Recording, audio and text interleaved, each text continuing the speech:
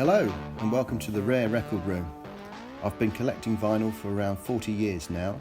I was buying records in the late 1970s and during the 80s through to the 90s and beyond, when records were no longer in vogue and proved rather difficult to find.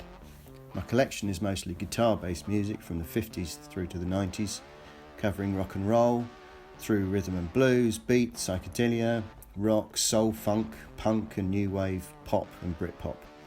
It comprises around 2,500 records, mostly LPs, although there's a few hundred 7-inch singles, EPs and 12-inch singles. Most original pressings or unusual versions, and my aim in these videos is to show some of the more interesting that I have, or at least the ones I find interesting. If you do too, please feel free to hit the like button and check out my other videos.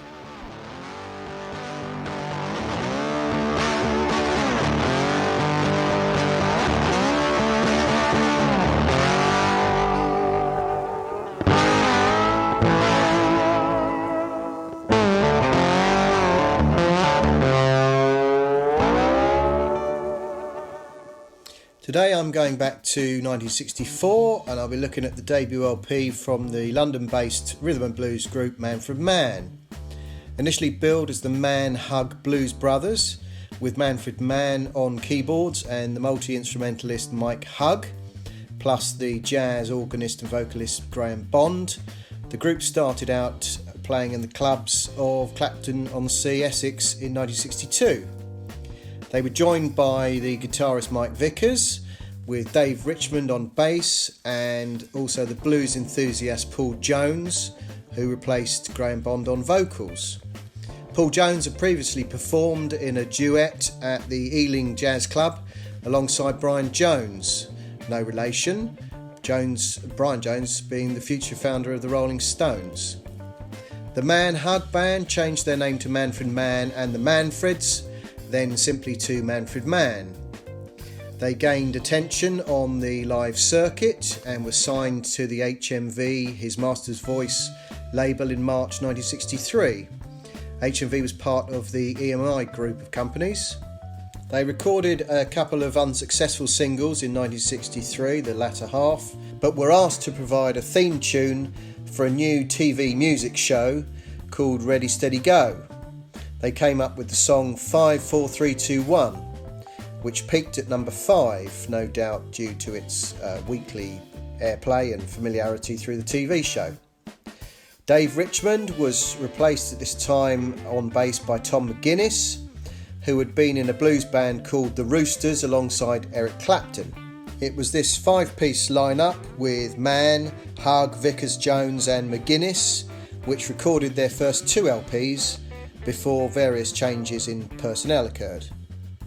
Recorded during the first half of 1964, The 5 Faces of Manfred Mann appeared in September 64. It was recorded at EMI's London studios, which later became known as Abbey Road Studios, and it is one of the great blues-based British Invasion LPs. It comprises covers of blues standards such as Howlin' Wolf's Smokestack Lightning, Muddy Waters' Got My Mojo Working, I'm Your Hoochie Coochie Man by Willie Dixon, and Bo Diddley's Bring It to Jerome. There are also 6 original Paul Jones or group compositions, including I'm Your Kingpin and Without You, which had been the B-sides of the band's first 2 UK singles of 1964. Their cover of Cannonball Adderley's Sack of Woe also reflected the band's jazz leanings and demonstrated their musical artistry and virtuoso playing. The 5 Faces of Manfred Mann was released in mono only on the famous HMV label, showing Nipper the dog listening to a gramophone.